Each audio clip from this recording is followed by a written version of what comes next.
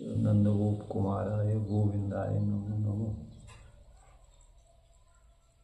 पृथक उपदेशात ब्रह्मसूत्र 2.3.27। पृथक उपदेश होने के कारण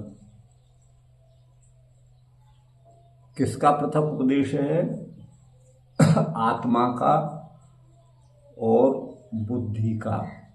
माने बुद्धि जो है वो आत्मा से भिन्न है। बुद्धि अचेतन है तथा जीवात्मा का ज्ञान का साधन है, कारण है। लेकिन जीवात्मा वो ज्ञान स्वरूप है और ज्ञातृत्व धर्म वाला भी है, और बुद्धि ज्ञान का साधन है। इसलिए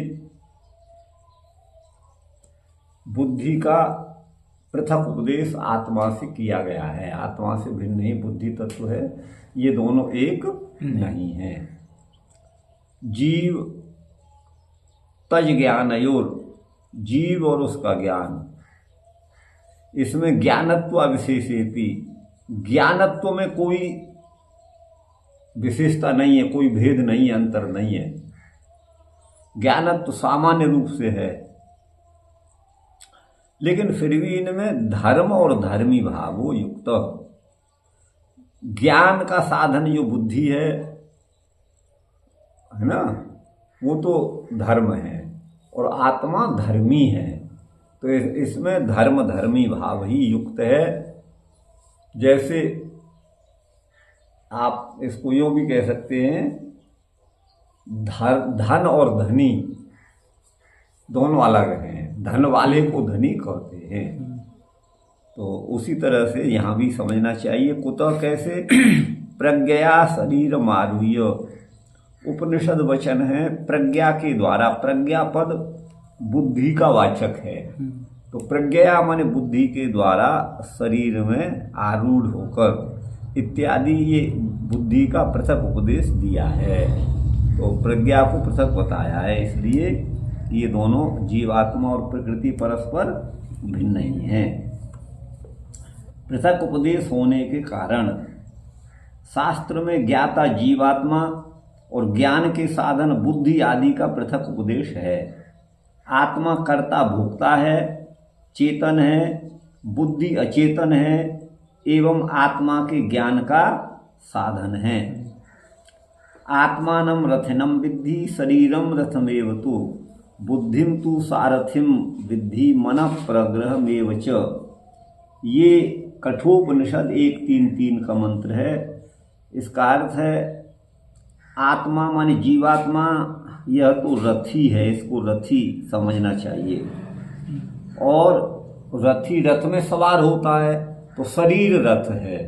शरीर रूपी रथ में जीवात्मा रूपी रथी है, और उस रथ को हाँकने वाला जो सूत सारथी है वो बुद्धि है। सारथी स्थानापन्न बुद्धि है। तो बुद्धि जो है वो सारथी है, और इंद्रिय घोड़े हैं। इंद्रिय रूपी घोड़ों को मन जो है वो लगाम ऐसा बोलते हैं। तो अब यहाँ पर बुद्धि रूपी जो सारथी है, सारथी जो है उसका बुद्धि को जानो, और मन जो है वो प्रग्रह, प्रग्रह माने लगाम, लगाम जो है वो मन है, ऐसा बताया गया है। तो यहाँ पर आत्मा को रथी और बुद्धि को सारथी बताया गया है। इसलिए रथी और सारथी में लोक में जैसे भेद देखा जाता है ना, तो यहाँ पर पृथक उपदेश है इस कठोपनिषद में। बुद्धि का आत्मा से पार्थक्य सिद्ध होता है, इसलिए दोनों एक नहीं है, ये यहाँ पर कह रहे हैं। हृदयस्थ आत्मा, ठीक गुरु भाई? आगे ये, हाँ ये है यहाँ, आत्मा रथी एवं बुद्धि को सारथी, मन को इंद्रिय रूपी अश्वों की लगाम जानो। अतः आत्मा एवं बुद्धि को पृथक ही श्रुति मानती है। यही पृथक उपदेशात का है अर्थ। आगे है तद गुण सारत्वात्तु तद व्यपदेश प्राज्ञवत। तद गुण सारत्वात्, जीव को अंगुष्ठ मात्र कहा है। अंगुष्ठ मात्र पुरुष, यह पुरुष माने जीवात्मा, वस्तुतः पुर माने शरीर रूपी पुर में, नगर में शयन करने वाला, निवास करने वाला पुरुष जीवात्मा कहलाता है। तो वह जो पुरुष है उसको अंगुष्ठ मात्र कहा गया है। अब यहाँ पर बच्चे का अंगुष्ठ छोटा होता है, बच्चा जैसे जैसे बढ़ेगा वैसे वैसे उसका अंगूठा भी बढ़ता जाता है। तो क्या उसी तरह से आत्मा भी बढ़ता घटता है? अगर ऐसा होगा तब तो वो नित्य नहीं हो सकता। नित्य वस्तु में किसी प्रकार का विकार संभव नहीं है, अर्थात वृद्धि और ह्रास ये दोनों में से कोई संभव।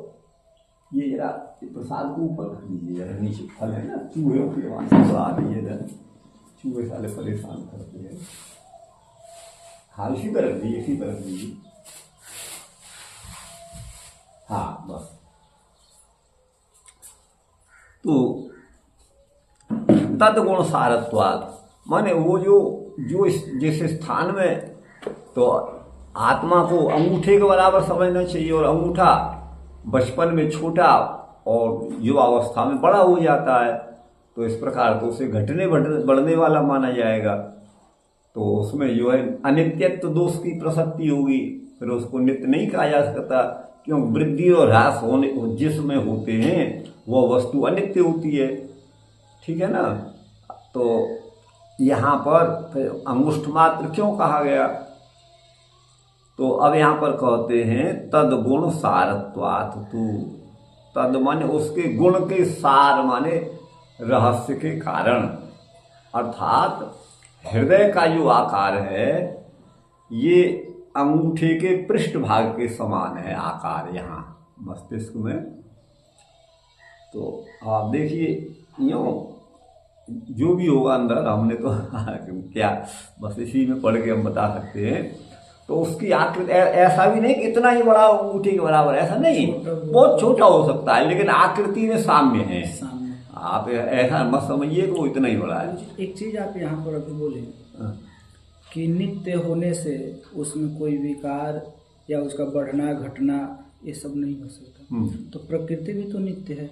हाँ प्रकृति नित्य, लेकिन वो परिणाम वाली है, वो विकार वाली है, वो विकार वाली है, वो जो है वो जड़ वस्तु है, इसलिए। हाँ देखिए आपका और हमारा जड़ शरीर है, बचपन में छोटा होता है, अब बड़ा हो गया है जब अवस्था में, ये तो आप स्पष्ट देख रहे हैं। जैसे आप बोले कि नित्य होने के कारण उसमें वृद्धि ह्रास संभव नहीं है। हाँ। जी, तो नित्य वस्तु जो चेतन नित्य वस्तु है उसमें वृद्धि और ह्रास का मतलब नहीं है, आपको जड़ में हो सकता है। हाँ हाँ, और आप प्रकृति को यूँ कह सकते हैं कि प्रकृति में कुछ और गुण बढ़ जाए कुछ घट जाए, ये भी संभव नहीं है, वो भी आप यूँ कह सकते हैं। प्रकृति जैसी है वही है, वो त्रिगुणात्मक है, खाओ कि एक गुण और बढ़ जाए 4 मान लो, या एक माइनस कर दो 2 गुण मान लो, तो ये संभव नहीं है।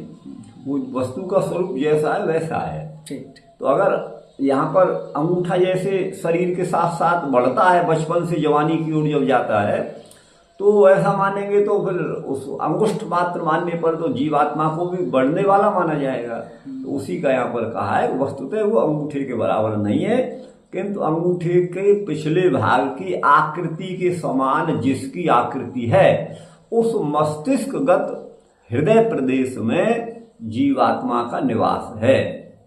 तो जैसे मंचाक्रोशंती पद का हमने आपको कई बार बताया है, मंच हल्ला मचाते हैं, मंच बोलते हैं, शोर करते हैं, तो वस्तुतः मंच नहीं मंचस्थ पुरुष शोर करते हैं।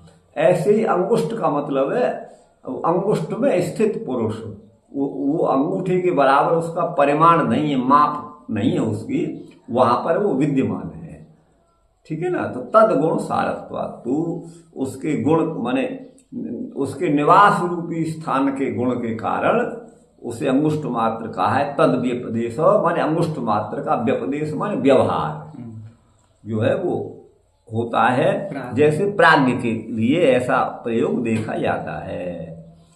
अच्छा, बृहंतो गुणा यस्मिन् समझा पाए प्राज्ञवत, प्राज्ञ माने परमात्मा के समान है। प्राज्ञ का अर्थ होता है परमात्मा, प्राज्ञ माने विद्वान भी होता है, वत माने समान। अच्छा, हाँ, परमात्मा के समान है यहाँ की ज्ञान के समान ये। अब यहाँ आगे आएगा, देखिए क्या कहते हैं। हाँ, नहीं, लेकिन सूत्र से क्या?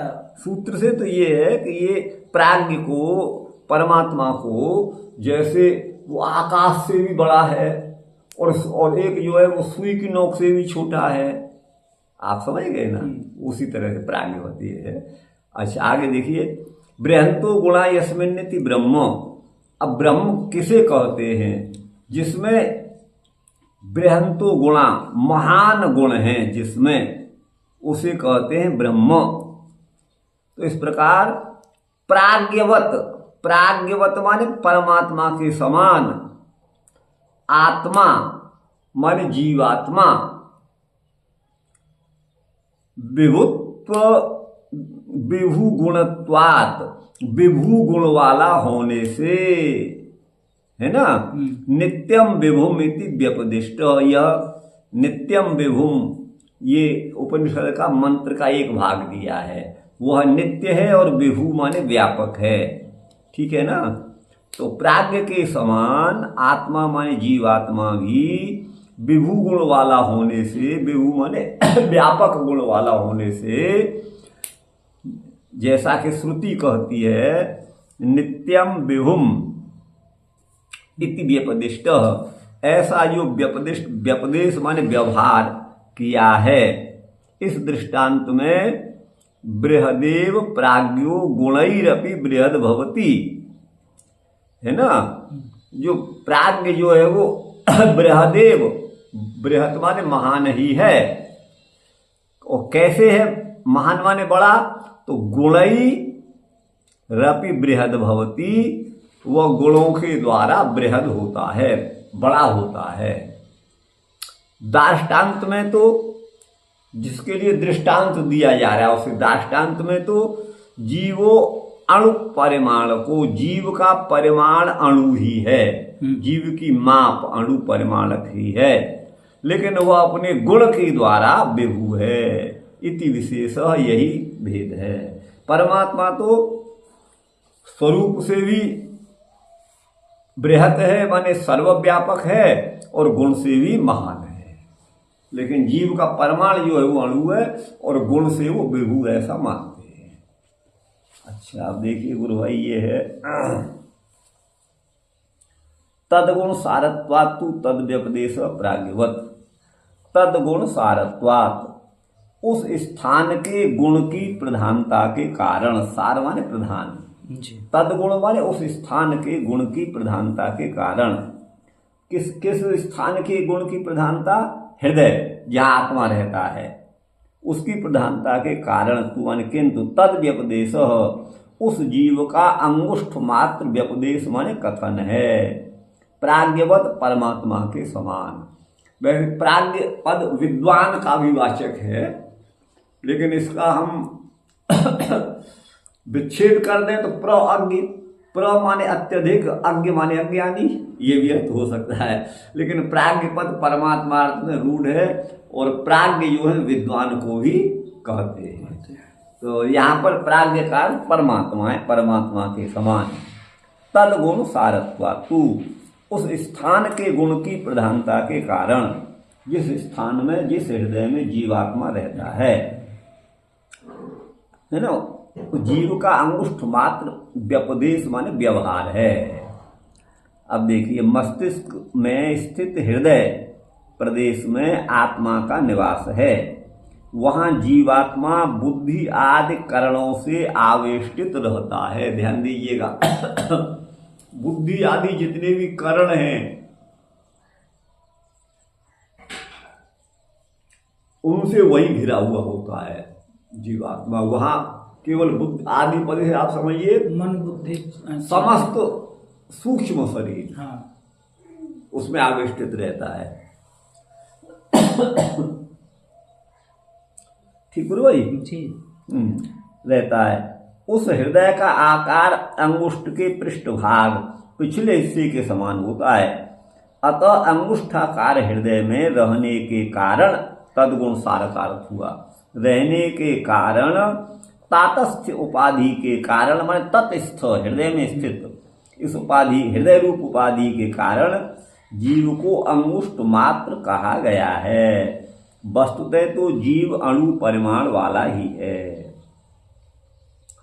तो बोले ये कहाँ लिखा है अंगुष्ठ मात्र?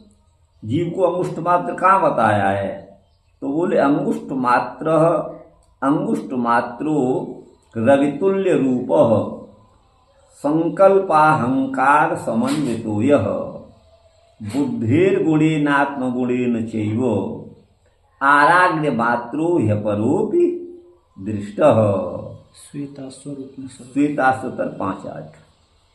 तो कहते हैं अंगुष्ठ मात्रो, ये अंगुष्ठ मात्र है इसका आकार, अर्थात अंगूठे के समान आकृति जिसकी है उस हृदय में रहने वाला है, यही अंगुष्ठ मात्र का अर्थ है।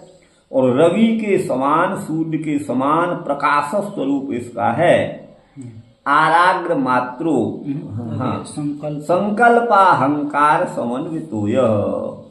संकल्प माने मैं ये करूंगा ये नहीं करूंगा, इस प्रकार के संकल्प, और अहंकार माने मैं हूं। तो इस प्रकार की वृत्ति वाला इस संकल्प और अहंकार से समन्वित माने युक्त है। यह माने जो, कौन? वो जीवात्मा। या यहाँ पर संकल्प का मतलब मन और अहंकार भी ले सकते हो कि मन ही तो संकल्प। हाँ, ये भी आप कह सकते हैं। ये उनका कार्य है, मन का संकल्प मन का कार्य है। अच्छा, बुद्धिर गुणेनात्म गुणेन चैव, बुद्धि के गुण के द्वारा, ठीक है ना जी। हाँ, और आत्म गुणेन, अपने आत्मा के स्वयं के गुण के द्वारा, आराग्र मात्रो ह्यपरोपि दृष्ट। आरा का मतलब है यहाँ पर सुई, अच्छा, ठीक है ना, सुई के अग्रभाग के समान। इसका मतलब उतना नहीं, उतना ही बड़ा है, उससे तो और भी महान अनंत गुणा छोटा है। वो एक उदाहरण है, लोक में सबसे छोटा उदाहरण सुई की नोक वो आता है। तो इस प्रकार से अपरोपि दृष्ट, और उसी के साथ अपर माने भिन्न, जीव से भिन्न जो परमात्मा है वह भी वहां विराजमान रहता है आत्मा में। संकल्प एवं अहंकार से युक्त यह जीव अंगुष्ठ मात्र तथा सूर्य के समान प्रकाश रूप वाला है, रवितुल्य रूप। जीव का आकार सुई की नोक से भी अत्यंत सूक्ष्म होता है। जैसे सूर्य अपनी उष्णता एवं प्रकाश को समग्र मंडल में किरणों द्वारा पहुंचाता है, वैसे ही अणु परिमाण जीवात्मा ज्ञान वहा नाड़ियों के द्वारा समस्त देह में रहता है। श्रुति में ब्रह्म को भी अंगुष्ठ मात्र कहा गया है, अपरूपी दृष्ट है ये कहा गया है। यथा अंगुष्ठ मात्र पुरुषो मध्य आत्मनि तिष्ठति, ये कठोपनिषद का ये भी है। ईशानो भूत भव्यस्य, कठोपनिषद 2:1-12। भाव इसका ये हुआ गुरु भाई, अंगुष्ठ मात्र जो पुरुष है परमात्मा, हाँ वो है ना, वो मध्य आत्मनि, आत्मा के मध्य में, आत्मा माने जीवात्मा। अब यहाँ ब्रह्म को अंगुष्ठ मात्र क्यों कहा? जीव को भी कहा। अंगुष्ठ मात्र, अंगुष्ठ के समान आकृति वाले हृदय में रहने वाला जीव है, तो जीव को अंगुष्ठ मात्र कहा। तो जीव अंगुष्ठ मात्र हुआ, उस जीव में रहने वाले परमात्मा को भी अंगुष्ठ मात्र कहा, उसमें रहता है इसीलिए। हाँ, जीव के अंदर भी वो भगवान है। तो वही यहाँ पर है, मध्य आत्मनि तिष्ठति, अंगुष्ठ मात्र पुरुष जो है वो आत्मा के मध्य में विराजमान है। वही ईशान माने सबका स्वामी है, सबका नियंता है ना, सबका अधिष्ठाता है। किसका? भूत भव्यस्य, जो हो गया है और जो होगा उस सबका वही नियंता है। ठीक है ना गुरु भाई? अंगुष्ठ मात्र परमात्मा आत्मा के मध्य में रहता है, इसी मंत्र का अर्थ है। ये वह परमात्मा भूत एवं भविष्य का नियामक है। परमात्मा वस्तुतः सर्वव्यापक है, तथापि जीवात्मा अपने निवास स्थान हृदय में ब्रह्म का साक्षात्कार करता है। भाई जो है जहां वहीं तो करेगा। परमात्मा तो सब जगह, लेकिन जीवात्मा तो सब जगह नहीं है, वो तो हृदय में है, तो वहीं तो साक्षात करेगा। अतः ब्रह्म को श्रुति में स्थान की उपाधि से अंगुष्ठ मात्र कहा गया है। तद्गुण सारत्वात्तु कहा गया है। वस्तुतः जीव एवं ब्रह्म को अंगुष्ठ मात्र कथन औपचारिक है, वास्तविक नहीं है। ठीक गुरु भाई जी। औपचारिक है, वास्तविक नहीं है। जीव अणु परिमाण वाला एवं ब्रह्म विभू ही है, दोनों में ये अंतर है। जीव के अंगुष्ठ परिमाण से होने पर ही उत्क्रांति, गति, आगति आदि की संगति बैठती है। अणु परिमाण अगर जीव को व्यापक मानेंगे तब तो उसका कहीं भी आना जाना संभव नहीं है। भाई जो वहां जाएगा वहां है नहीं। और अगर उसे सर्वव्यापक माना जाए, विभू परिणाम जीव का माना जाए, तो उसकी उत्क्रांति माने एक शरीर से निकलना ये भी संभव नहीं होगा, क्योंकि वो तो वहां पहले से ही सर्वव्यापक वस्तु कहाँ जाएगी। अच्छा, और गति, गमन और आगमन, पुनः शरीर में आगमन, तो ये गति, आगति, उत्क्रांति ये जीव को अणु परिमाण वाला मानने पर ही संभव है। एक शरीर से निकलना ये उत्क्रांति है, दूसरे में जाना ये गति है, और पुनः किसी शरीर में आना ये आगति है। लेकिन यहाँ तो ये विभू माने है ना, ये गुण से कहा होगा गुरु भाई, गुण से विभू, विभू गुणत्वात्, गुण से विभू माना है इन्होंने। निम्बारकाचार्य जो है जीव को गुण से विभू मानते हैं। जैसे वो उनका तात्पर्य ये है कि उसका चेतन जो गुण है वो विभू है, माने वो पूरे शरीर में है, पूरे शरीर में है। और विभू का अर्थ तो वस्तुतः व्यापक सब जगह होता है, लेकिन ये मेरी समझ में नहीं आ रहा है। जीव जो है वो अपने गुण से उतना ही विभू मान सकते हैं जितना उसका शरीर है। तो फिर यहाँ पर कहीं कहीं तो मंत्र दिए हैं ना, कहाँ? नित्यम विभू, नित्यम विभुम इति व्यपदिष्ट, ये तो परमात्मा के लिए है, और नित्य और विभू ये परमात्मा के लिए है। अच्छा, विभुत्वात् नित्यम। आप इसका कहीं देखिए, नित्यम विभू इसमें देखिए कहाँ है। यहाँ पर 28 में देखिए, ननु जीव यदि, नन जीवो यदि स्वरूप तो अनुस्तरे नित्यम विभुम सर्वगतम सुसुख्यो नित्य सर्वगत स्थाणु इत्यादि विविध प्रतिपादिक वाक्य व्याकूप स्यात् नित्याह, ये भी तो खंडन कर रहे हैं। ये कह रहे हैं, इसका अर्थ यह है, ये वेदांत कौस्तुभ है। ननु समझिए तो कोई प्रश्न उठा रहे हैं। जीव यदि स्वरूप से अणु है तो फिर उसको विभू क्यों बताया? बोले कहाँ? नित्यम विभुम सर्वगतम सुसूक्ष्मम उसे कहा, और क्या कहा? नित्य सर्वगत स्थाणु ये भी कहा है ना, इत्यादि विभुत्व प्रतिपादक जो वाक्य हैं, जीव के विभुत्व का प्रतिपादन करते हैं, उनका व्याकूप माने उनसे विरोध हो जाएगा। अगर आप अणु परिमाण वाला मानोगे तो ये तो शास्त्र जो जीव को विभू बता रहा है, आप अणु कह रहे हो, तो श्रुति का व्याकोप होगा, माने उसका विरोध होगा। तो बोले नित्या विरोध नहीं है, तू शब्द शंका निराश के लिए है। विभु गुण सारत्वात् जीवस्य तद व्यपदेश, विभि गुण रूप से वह जो है विभु माने हैं, विभु गुण सारत्वात्, जीव को इसलिए तद व्यपदेश माने नित्य और विभु का व्यपदेश माने व्यवहार है। नित्यम विभु इत्यादि विभित्व व्यपदेश जो है वो जीव में होता है प्राज्ञ के समान। प्राज्ञस्य बृहंतो गुणा अस्मिन्निति, माने प्राज्ञ माने ब्रह्म, तो बृहत गुण है जिसमें उसे ब्रह्म कहेंगे। इति श्रुत्याय श्रुति से गुण योग से भी वो बृहत्व है। प्राज्ञस्य स्वतोपि बृहत्वात्, प्राज्ञ माने परमात्मा तो अपने स्वरूप से भी बृहत हैं, ये एक देशी दृष्टांत है। एवं विभू गुणत्वाद विभुत्व व्यपदेशो न तो स्वरूपेण, उसके गुण से विभू माना है जीव को निम्बारकाचार्य ने, स्वरूप से नहीं है। स्वरूप तो उसका अणु परिमाण ही है। इसको आप यूँ समझिए, सूर्य तो एक देश में ही है, लेकिन अपने प्रकाश से वो व्यापक है। आप समझ गए ना, ये है। तो वो उसे विभू ये कहना मुझे यूँ नहीं जच रहा है। ये पूरा मंत्र यहाँ होगा, उस प्रसंग के अनुसार अर्थ किया जाएगा, है ना, प्रसंग के अनुसार अर्थ होगा।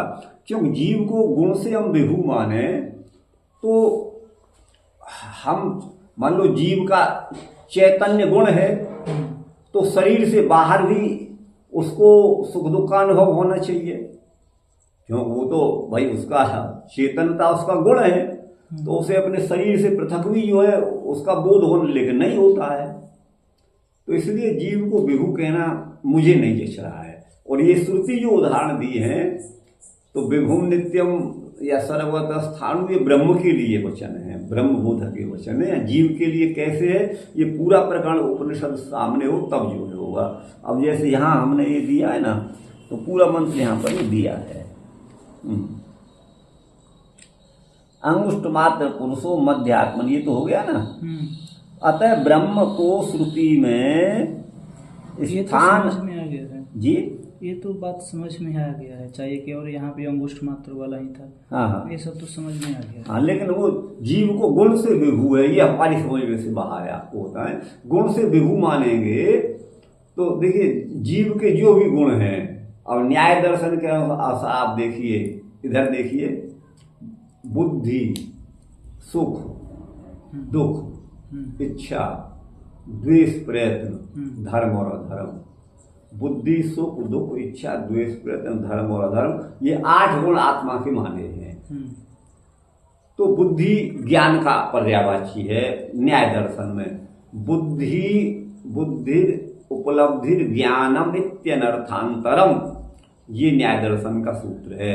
अर्थात बुद्धि, ज्ञान और उपलब्धि ये एक ही तत्व की वाचक है, अर्थांतर नहीं है, एक ही अर्थ को कहते हैं, ऐसा न्याय दर्शन का है। तो अब यहाँ बुद्धि माने ज्ञान, तो बुद्धि, सुख, दुख, इच्छा, द्वेष, यदि वो अपने गुण से विभू है, तो उसको अपनी बुद्धि से भी संसार में जहां कहीं हो रहा है वो जान लेना चाहिए, लेकिन नहीं जान पाते। कि हम अपने कमरे में भी नहीं जान पाते, हमारी खाट के नीचे क्या हो रहा है हम ये भी नहीं जान रहे हैं। आपको बता दें, तख्त के नीचे क्या है, आसन के हम नहीं जानते हैं। तो ये बुद्धि को मतलब उसके गुण की दृष्टि से विभू कैसे कहा, हमारी समझ से बाहर है, हम आपको बता दें। तो यहाँ इसलिए हमने इस सूत्र से वास्तविक अर्थ क्या निकालेंगे? तदगुण सारत्वात्, जीवात्मा को अथवा परमात्मा को अंगुष्ठ मात्र कहा है। वो क्यों कहा है, माने उस स्थान के गुण के सादृश्य से उस जीवात्मा को अंगुष्ठ मात्र कहा है। ऐसा व्यपदेश, अंगुष्ठ मात्र का व्यपदेश माने कथन है, प्राज्ञ के समान। प्राज्ञ माने परमात्मा के समान, जैसा कि आगे के जो मंत्रों से बताया गया, ये सूत्र का अर्थ है। तो वही है, यहाँ पर मैंने यही लिखा है गुरु भाई, अंगुष्ठ मात्र हृदय, अंगुष्ठ मात्र कथन औपचारिक है, वास्तविक नहीं है। ये वास्तविक नहीं है। जीव अणु परिमाण एवं ब्रह्म विभू ही है। जीव के अणु परिमाण होने पर ही उत्क्रांति, गति, आगति की संगति बैठती है। अब ये जीव को गुण से विभू मानना, ये हमने आज तक कहीं देखा नहीं गुरु भाई। शास्त्र में हमने, अब यहाँ हम सुन इसमें पढ़ रहे हैं, लेकिन उसको गुण से आप विभू मानेंगे तो वो तो संसार में जहाँ कुछ हो रहा है, उस बुद्धि, सुख, दुख, इच्छा, द्वेष सबका अनुभव होना चाहिए, लेकिन वो होता नहीं है हमें। तो इसी पर शंकराचार्य जी आदि क्या कहते हैं? शंकराचार्य जी तो ये कहते हैं कि ये औपाधिक भेद है, जीव तो ब्रह्म ही है। वो तो ये कह के निकल जाते हैं, वो तो कह के निकल जाते हैं। और जैसे श्री भाष्य वाले ये सब कुछ नहीं, आपको अभी पढ़ लीजिए ना, थोड़ा इस पर दिखा। हाँ, बिल्कुल आप देख लीजिए।